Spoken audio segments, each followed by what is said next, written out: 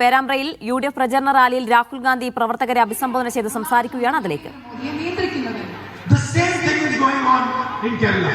ഇതേ കാര്യം തന്നെയാണ് കേരളത്തിൽ നടന്നുകൊണ്ടിരിക്കുന്നത്. The same way Trump is controlling Modi is controlling your children.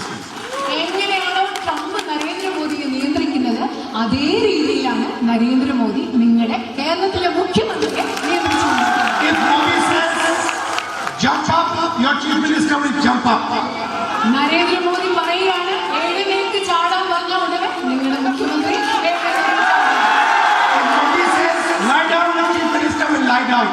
ഇപ്പൊ മോദി പറയാണ് അവിടെ കിടക്കാൻ പറഞ്ഞ നിങ്ങളുടെ മുഖ്യമന്ത്രി അവിടെ കിടക്കും.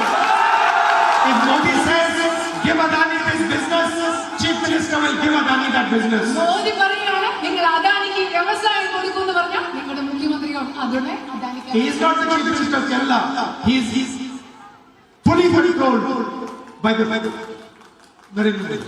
അദ്ദേഹം കേരളത്തിന്റെ മുഖ്യമന്ത്രിയല്ല, അദ്ദേഹം പൂർണ്ണമായി നരേന്ദ്രമോദിയാൽ നിയന്ത്രിക്കപ്പെടുന്ന ഒരു വ്യക്തിയാണ്. അതുകൊണ്ടാണ് കേരളത്തിലെ ജനങ്ങൾ ഇവിടെ ഐക്യജനാധിപത്യ മുന്നണിയുടെ ഗവൺമെന്റാണ് വരാൻ പോകുന്നതെന്ന് തീരുമാനിച്ചിരിക്കുന്നത്.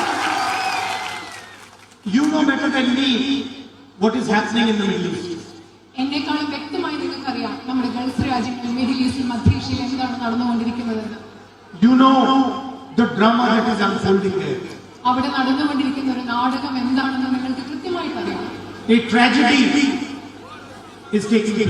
അവിടെ വലിയൊരു ദുരന്തമാണ് ഇപ്പോൾ സംഭവിച്ചുകൊണ്ടിരിക്കുന്നത്.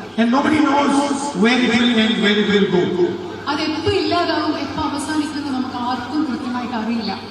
And the people of Kerala are going to be directly affected. The people of India are going to be directly affected. അതിലെ കേരളത്തിലെ ജനങ്ങൾ, അതുപോലെ ഇന്ത്യയിലെ ജനങ്ങൾ അതിന്റെ നേരിട്ടുള്ള അതിന്റെ പ്രത്യാഘാതം അനുഭവിക്കാൻ പോകുന്നവരാണ്. Fuel prices are going to rise. ഇന്ധന വില കൂടിക്കൊണ്ടിരിക്കുകയാണ്, കൂടാൻ പോവുകയാണ്. Inflation is going to go up.